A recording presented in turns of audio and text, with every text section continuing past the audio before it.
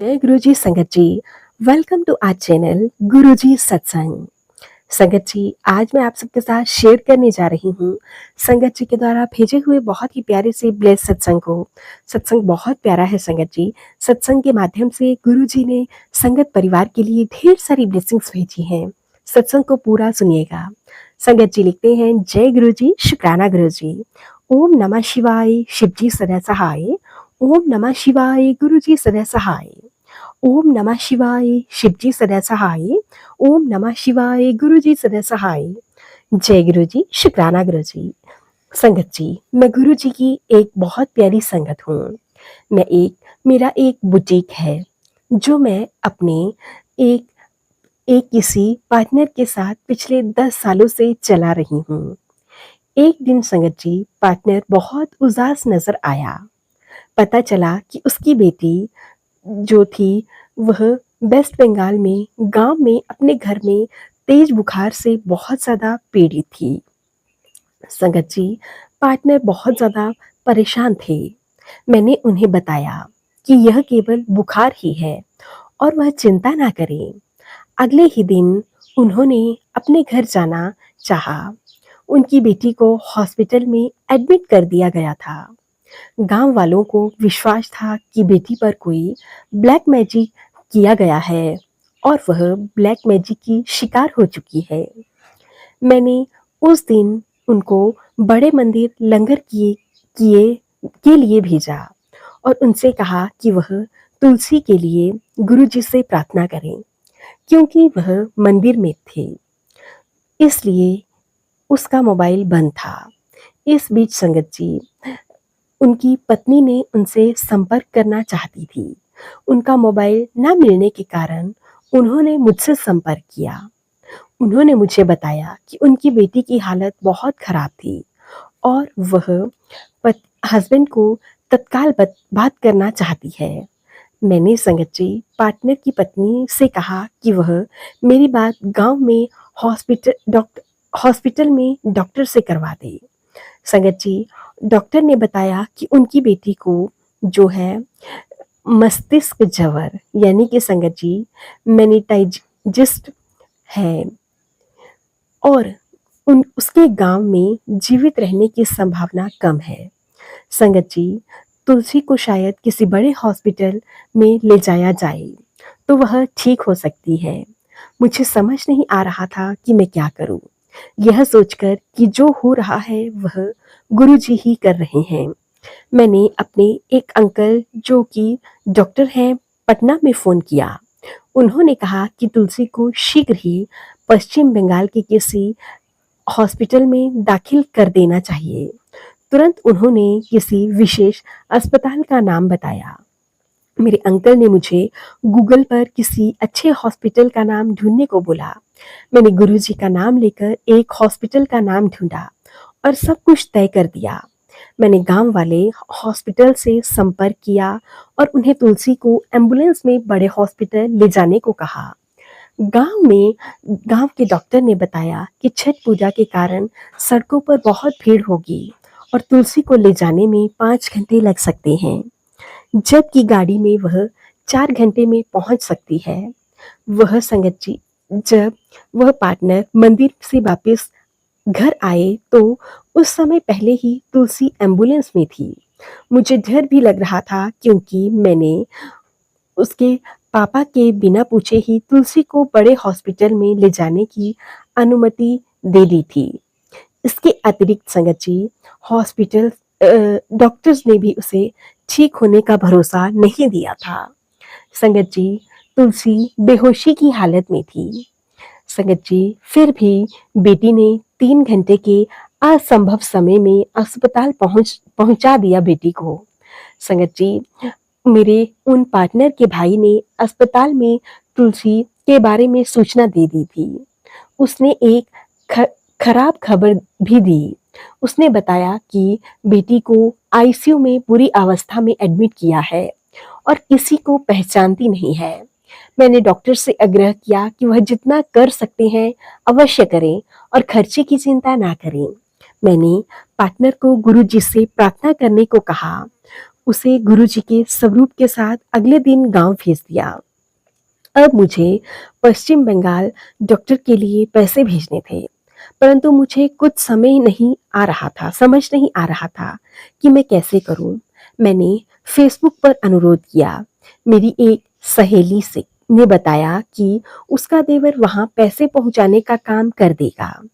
जब संगत जी मेरे पार्टनर हॉस्पिटल पहुंचे तो मैंने उसे गुरुजी का स्वरूप आईसीयू में उस बेटी के तकिए के नीचे रखने को कहा, परंतु डॉक्टर्स इस बात के लिए मना कर रहे थे और वादक बन रहे थे। मैं अपनी सहेली के देवर से जो पैसे भेज रहे थे बात की और पूछा कि क्या वह पता कर सकते हैं कि डॉक्टर्स तुलसी का ठीक से उपचार कर रहे हैं या कहीं मूर्ख तो नहीं बना रहे। मेरी फ्रेंड के देवर ने बताया कि वह इस हॉस्पिटल में केवल एक ही अच्छे डॉक्टर को जानता है जो उनका फ्रेंड है। उसने डॉक्टर का नंबर मुझे दिया। डॉक्टर से बात करने के बाद पता चला कि वही चिकित्सक तुलसी का उपचार कर रहा था। हॉस्पिटल के कर्मचारियों ने मुझे ठीक से नहीं बताया। क्योंकि अब मेरे पास डॉक्टर का मोबाइल नंबर था, मैंने उसे गुरुजी का स्वरूप तुलसी के तकिए के नीचे रखवाने के लिए आग्रह किया। उसने फिर बहुत मुश्किल के बाद इस बात की अनुमति दे दी। डॉक्टर ने मुझे बताया कि तुलसी वास्तव में ही बहुत ज्यादा सीरियस कंडीशन में है।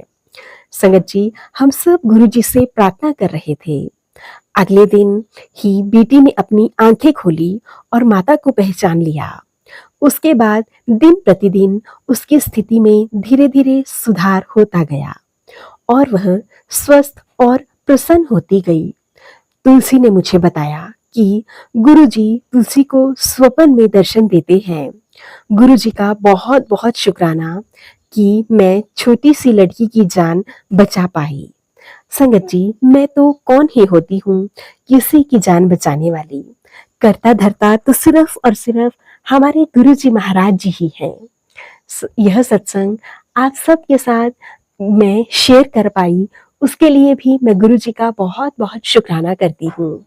संगत जी, मेरे पापा जो कि शुगर के पेशेंट हैं, उनकी एक किडनी पूरी तरह से काम नहीं करती है। वह सिंगापुर में अपना ट्रीटमेंट करवा रहे हैं।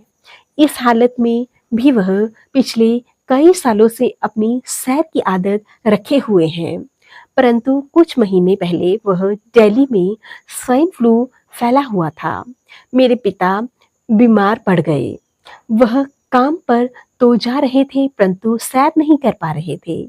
मैंने अपनी मम्मी से अपने पापा की सैर न करने की शिकायत की और कहा कि वह सुस्त होते जा रहे हैं।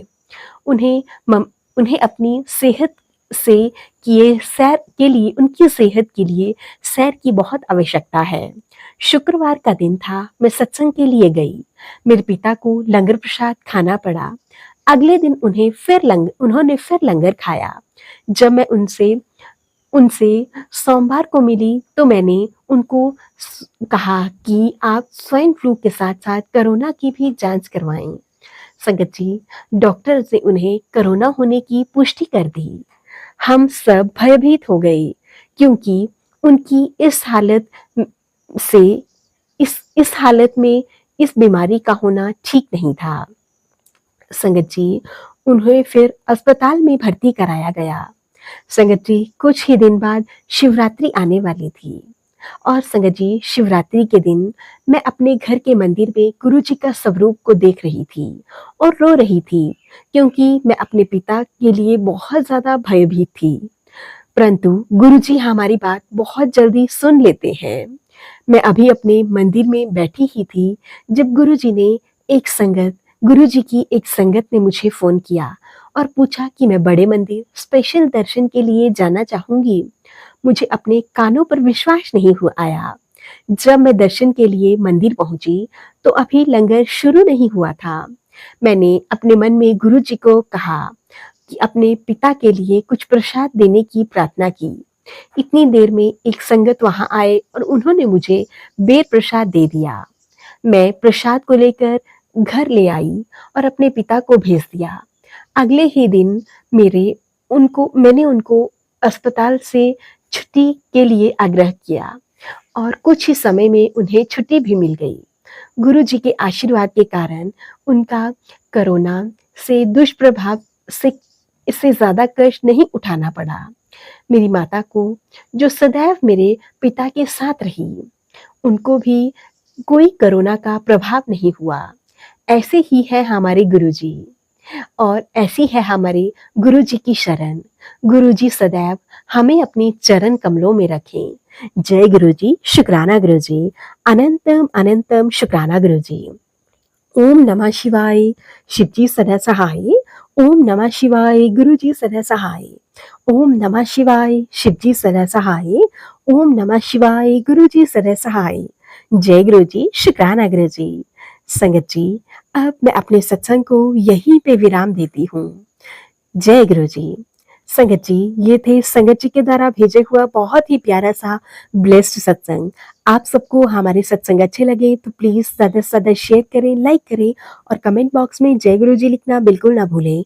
चैनल पर नए होंगे, चैनल को सब्सक्राइब करें, नोटिफिकेशन के लिए बेल आइकन को प्रेस करें ताकि आप सबको गुरुजी के सत्संग की अपडेट मिल सके और आप गुरुजी के प्यारे प्यारे ब्लेस्ड सत्संग सुन सकें। अगर सत्संग भेजना चाहते हैं तो नीचे डिस्क्रिप्शन बॉक्स में मेल आईडी और व्हाट्सएप नंबर दिया गया है। आप हमें टाइप करके, लिखकर ऑडियो फॉर्म में सत्संग भेज सकते हैं। गुरु जी की ब्लेसिंग से आप सबके सत्संग जरूर शेयर किए जाएंगे। जय गुरु जी, शुक्राना गुरु जी। गुरु जी महाराज जी के चरणों में मेरा कोटि कोटि शुक्राना।